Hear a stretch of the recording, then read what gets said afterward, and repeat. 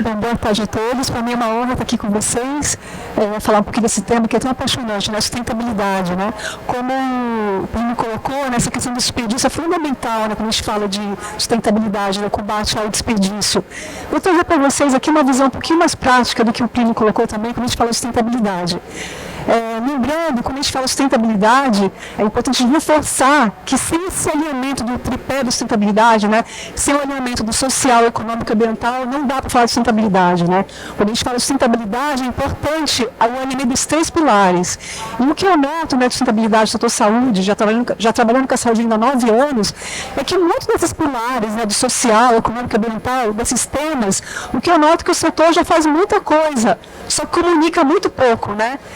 Muitas vezes já faz tudo isso, já tem todo indicador de relação de trabalhadores de governança, tem aumento da educação, mas muitas vezes não mensura, não mede aquele indicador. E aquilo que o Plínio colocou, né, é fundamental, é business usual mesmo, você tem que medir. E se você não mede, como é que você faz a gestão daquele indicador? Então, muitos desses exemplos, né, ambiental, a parte ambiental, resíduos hospitais já fazem isso há muitos anos, né? A própria RDC da Anvisa já está aí há muitos anos. O que está faltando muitas vezes é comunicar, colocar para fora essa informação, né? Quando a gente fala de estágio de sustentabilidade de uma empresa, a gente vê assim, na área de saúde, muitas empresas ainda muito focadas ainda no cumprimento legal, né? E quando a gente fala de sustentabilidade, a gente fala de além da lei, porque você cumprir a lei é sua obrigação. Então, quando a gente está falando aqui de sustentabilidade, a gente está falando disso, né? E além do cumprimento legal, né? Encarar a sustentabilidade como investimentos, que é muito bem, vários exemplos que o Plínio colocou ali de sustentabilidade, né? Você ir além, porque esse estágio para cumprimento legal e cumprimento legal, isso não é sustentabilidade, né? É o básico, né, que cada empresa tem que fazer. Falando aqui também, né, olhando para essa visão que tanto se fala hoje de ESG, né, que também não é um termo novo, surgiu lá em 2004. E quando a gente fala de ESG, né, que é lá do inglês, né, ambiental, social e governança, a gente fala de trazer uma visão mais ampla, uma visão mais integrada. E aí não é só olhar para dentro, é olhar para fora também, é olhar para todos os públicos, para todas as externalidades, não só positivas, mas positivas e negativas. Então isso que tanto se fala do ESG, né, que é considerar todos os impactos, né? Olhar as externalidades ambientais, sociais e morais, sejam positivos ou negativos, né? E por trás desse indicador, desse pilar ESG, tem muitos indicadores, né? Que os hospitais já fazem. E aí, falando um pouquinho nos hospitais, né, que são organismos vivos, né, que estão ali sofrendo interferência o tempo todo, né, no campo ético, não dá para falar de ESG sem a gente falar também da ética. Toda essa questão de meio ambiente, geração de valor, governança, o pilar fundamental de tudo isso é justamente o que o Paulo trouxe, que é a governança. E quando a gente fala governança no setor saúde, o pilar fundamental é a governança clínica, que a gente fala de qualidade técnica, qualidade percebida, né, a transparência dessas informações. E quando a gente fala em meio ambiente, principalmente no ambiente hospitalar, que está ali 24 horas consumindo energia, 24 horas gerando resíduo, 24 horas com emissões, o foco principal dos hospitais tem que ser justamente isso, né? Você trazer equipamentos mais eficientes para você otimizar esse consumo de recursos naturais. Porque não tem jeito, o hospital para prestar serviço precisa de água, precisa de energia, e isso tem uma entrada, né? Uma entrada, mas tem uma saída. Qual é a saída? Muito resíduo, emissões, né? E por isso também que um tema fundamental hoje na área de saúde é a mudança climática, que eu vou falar um pouquinho para vocês. Aqui também, né, quando a gente fala da visão ESG, essa relação, né, da sustentabilidade, ela perpassa pelos colaboradores a questão do compromisso com a saúde e segurança. Hoje a saúde e segurança é um tema muito material para o setor saúde, né? Nós estamos falando de um corpo de trabalho muito amplo, né? Então, a parte de saúde e segurança é fundamental quando a gente fala de ESG. A questão do compromisso com a ética, toda essa questão, não dá para falar de sustentabilidade sem pautar na ética, né? Seja ético com as pessoas, mas também em relação à ética com o meio ambiente também. A questão dos clientes, né, que eu falei que hoje a questão da segurança do paciente é fundamental, e exemplos como o Plínio trouxe, o serviço é fundamental, e tudo isso, né, essa questão da inovação tecnológica, muita tecnologia favorecendo justamente essa questão da sustentabilidade. O que eu noto também, não dá para falar de uma empresa de saúde, falar de sustentabilidade, se ela deixar muito claro quais são as suas diretrizes da sustentabilidade, o que ela acredita. Então é fundamental para uma empresa que quer implementar a sustentabilidade, que ela tenha a sua política de sustentabilidade, né? Que ela comece lá analisando os seus princípios diretivos da empresa, né? Ela olhe lá para o seu código de ética, sua missão, visão, valores, ela faça um benchmark olhando para fora, o que as outras empresas estão fazendo, não só apenas o setor saúde, mas outras empresas, discuta internamente quais eram as chaves, o que faz sentido para a empresa em relação à sustentabilidade e, por fim, elabora essa política. Não dá para falar de sustentabilidade se você não tem muito claro na sua empresa o que você acredita e aonde você quer, o que você quer perseguir com essa agenda, né? Porque é muito amplo, quando a gente fala de sustentabilidade é muito amplo, mas o que é sustentabilidade para a sua empresa, no seu negócio, né? E aí um ponto também fundamental que cada empresa pode começar é fazer um diagnóstico prévio na sua empresa. Comece falando com as áreas, né? Comece falando lá com a manutenção, com a hotelaria, com a ouvidoria, com recursos humanos, com a área de saúde e segurança. Você vai perceber que essas áreas já monitoram muitos indicadores. E aí, conforme você vai mapeando cada indicador, você vai fazendo gestão disso, vai vendo as oportunidades de melhoria, né? Os gaps, né? Isso é sustentabilidade. Você vai notar que já existe sustentabilidade nas empresas. O que está faltando é linkar tudo isso, né? Então, eu acho que um bom caminho para a empresa que quer trabalhar com sustentabilidade é começar a fazer esse estudo prévio por cada área. E aí desenvolve internamente, igual quando a gente começou lá na Redditor. Nós não tínhamos um sistema, nós começamos com uma planilha mesmo, Excel, um sistema simples, mapeando todos os jogadores com as áreas, hotelaria, infraestrutura. Isso foi bem inicial mesmo, porque o primeiro passo para você falar de sustentabilidade é justamente isso. Começa com indicador, você tem que começar medindo os seus indicadores, né? E aí quando você mede, você tem gestão. E quando você faz gestão, isso gera mudança. E aí essa transformação toda mobiliza para a sustentabilidade. Então esse é o primeiro passo, você tem uma política, seus indicadores, ter gestão, você provoca essa mudança. Porque não dá para falar de sustentabilidade sem falar de cultura. E cultura não se muda de uma hora para outra, isso se constrói aqui na base, né? Essa base é fundamental para falar de sustentabilidade. E cultura, a gente precisa do apoio das pessoas, das áreas. A empresa é a sustentabilidade. Eu fico muito bravo quando as pessoas falam, o setor de sustentabilidade. O setor de sustentabilidade é uma área que apoia, a sustentabilidade que todo mundo faz, é o que toda organização faz, né? Vou dar um exemplo para vocês, bem simples, né? Tinha uma unidade nossa que tinha um volume de desperdício de alimentos muito alto, né? Quando a gente olhar lá o indicador de resto ingesta, sobra limpa, a gente viu que o desperdício era altíssimo. E aí isso a gente descobriu fazendo o quê? Medindo o indicador. Quando a gente começou a fazer esse diagnóstico, mas qual é o motivo que está tendo tanto desperdício de alimentos no refeitório desse hospital?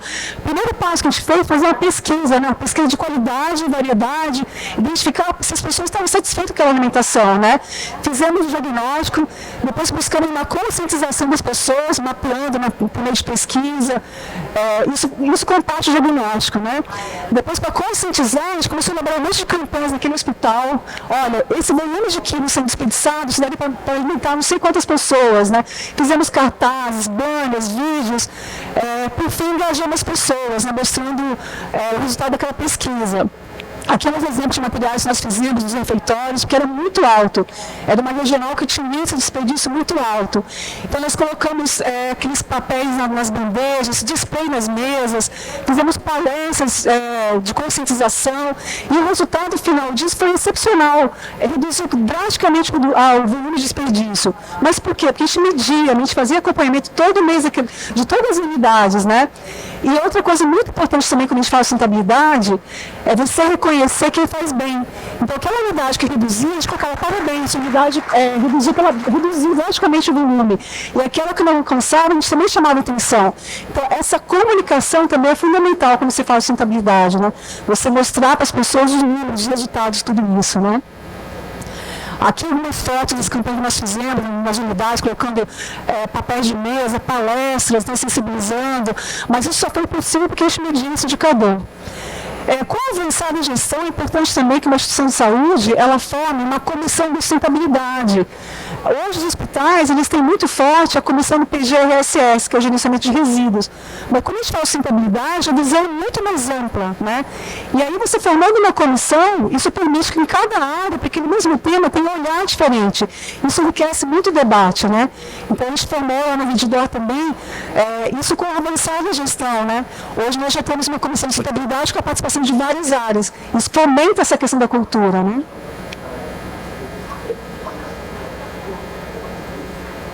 Um outro ponto muito importante, né, quando a gente fala de sustentabilidade, não sei se vocês já ouviram falar, é o conceito de materialidade. Como vocês viram, sustentabilidade envolve muitos temas. E o meu hospital não consegue trabalhar com todos os temas, tem que priorizar na sua gestão. Então, esse conceito de materialidade é muito importante. O que é materialidade? É você definir o que é importante você focar. O que é na sustentabilidade, o que do E, do S, do G eu vou focar. E a materialidade, para você chegar a identificar quais são os temas materiais, os temas mais relevantes, você ouve os seus públicos, você aplica pesquisa, e aí você consegue identificar. E são esses temas, né, que você vai, aí sim que você mapeou, aí sim que você vai gerenciar essas informações relevantes. E desses temas materiais, é que você vai identificar quais são os riscos para a empresa, mas também quais são as oportunidades. Não dá para trabalhar com tudo, né? O Plínio trouxe só na palestra dele aqui, já vem vários temas ali associados. Não dá para trabalhar com tudo, a gente tem que trabalhar com aquilo que é material. E para a sustentabilidade esse conceito é fundamental. Aqui é um pouquinho do exemplo, né, de como que a gente faz na Redditor, como que a gente faz o mapeamento da materialidade, né? Primeiro a gente olha para o nosso negócio, o cenário, a regulamentação, fazemos benchmarking, depois nós mapeamos os impactos, sejam eles positivos e negativos, né? Olhamos para as normas setoriais, quais são os públicos que são impactados com aquilo, a gente faz uma análise de relevância de cada impacto, né, que é a significância dos impactos, né? A magnitude, a probabilidade, construímos a matriz de impacto, depois que a gente constrói a matriz, prioriza esses impactos, valida os temas materiais e, por fim, submete-os depois para a autogestão. É assim que a gente publica, né, nossos temas materiais. E quando a gente divulga o nosso relatório para fora, a gente divulga com base nos temas materiais, que a gente divulga uma tabela. Então, para a Redditor, quais são os temas materiais, né? Desempenho econômico, PIB, inovação, disseminação do conhecimento, integridade, risco, combate à corrupção, energia. Então, para cada tema material desse, a gente tem uma forma de gestão, né? E para cada tema material, aí sim, quais são os compromissos e as políticas atreladas a esse tema? E aí a gente prioriza toda a nossa gestão com base nos temas materiais.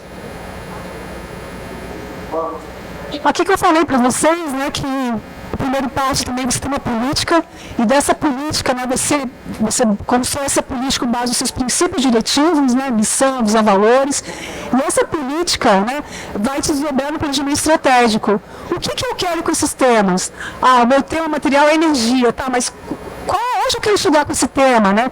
Eu vou focar em redução, então você tem que ter um planejamento estratégico SD, né, para cada agenda dessa. E aí o planejamento estratégico vai desdobrar em vários processos, objetivos, metas, e depois que você fez toda essa parte fundamental, aí sim você dá transparência de tudo isso, né? Mas é fundamental que você tenha um planejamento estratégico, senão isso fica uma gestão solta, né? Onde você quer chegar, né? Hoje nós já temos todas as diretrizes da ESG, mas também foi uma jornada, não foi de uma hora para outra que a gente construiu, né? Tudo isso é um avançar desse trabalho. A gente começou primeiro com a política da sustentabilidade, 2 anos depois de ambiental.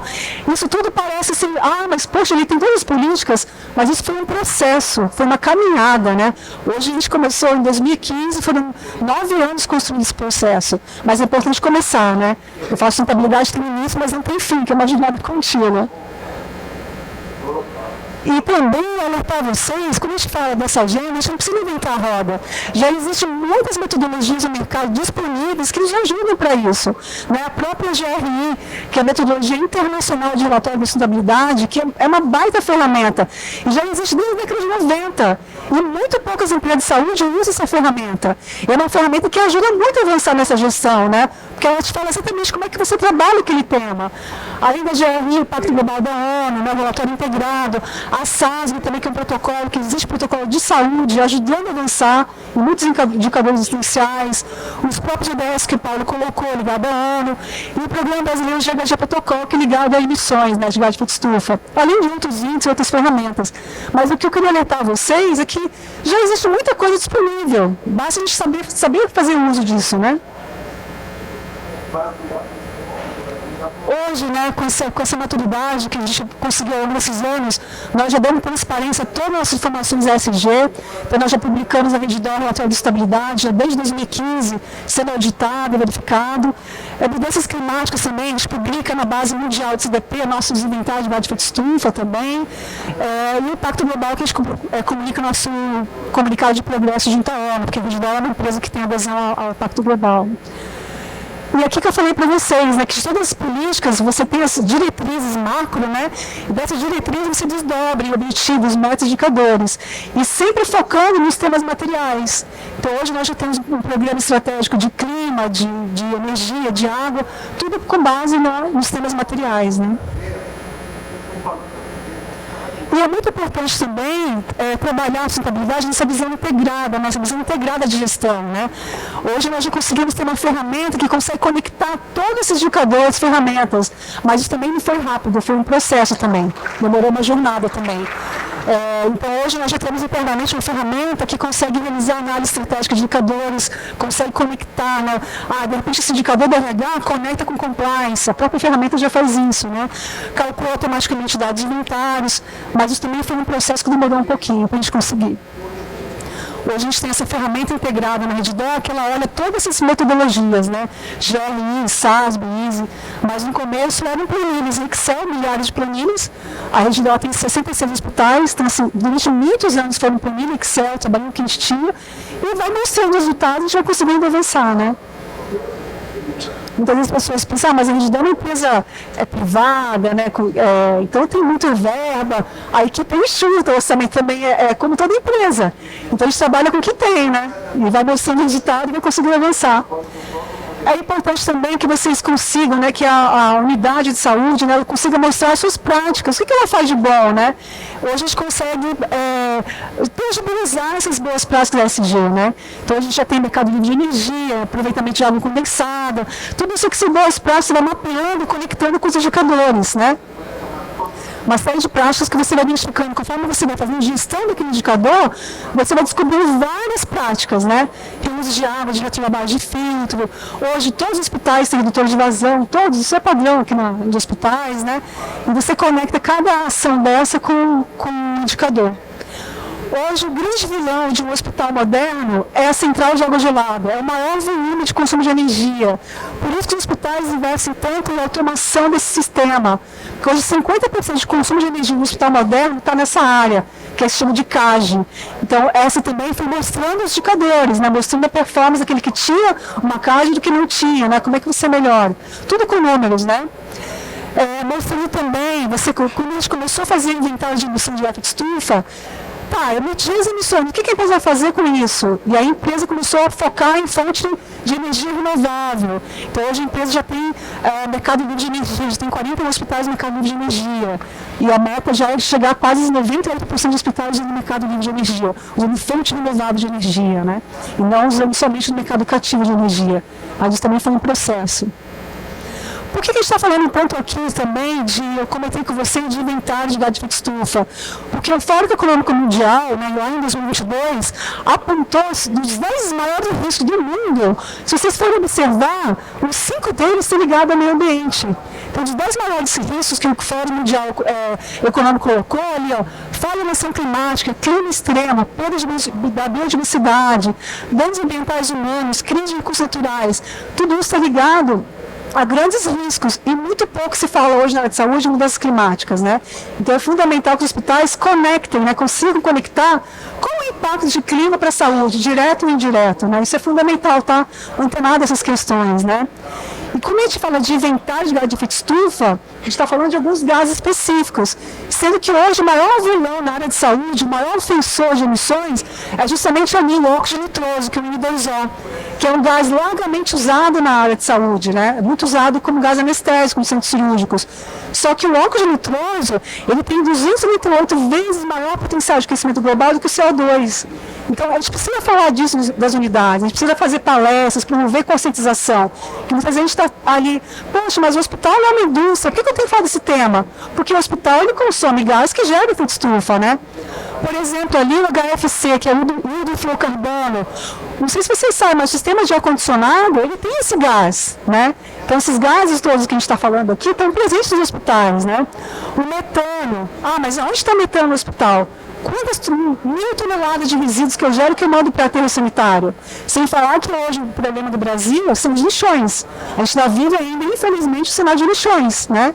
Então a gente tem que o Centro Assinado de Saúde é que falta fazer esse link, sabe? É conectar, que a gente fala, mas a gente não é uma indústria, não tem uma chaminé, mas a gente tem que fazer essas conexões, né?